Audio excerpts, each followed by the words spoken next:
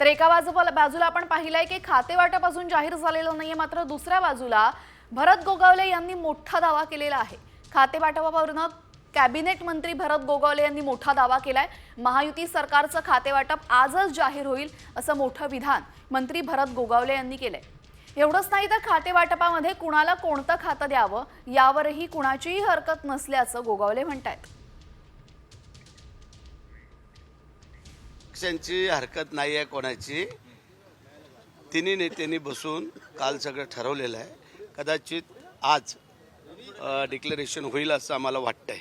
आत्ताच आम्ही मुख्यमंत्र्यांकडनं चहा पाणी नाश्ता करून आलेलो आहोत, त्याच्यामुळे आज होईल असं आम्हाला दिसतंय।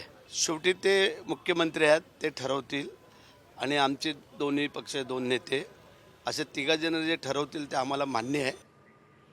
तर खाते वाटपावर कोणत्याही प्रमुख नेत्यांची हरकत नसल्याचं गोगावले जरी म्हणत असले तरीही अजून खाते वाटप जाहीर झालेलं नाहीये, त्यामुळे नक्की सगळं अलबेल आहे का हे पाहणंही महत्त्वाचं ठरेल।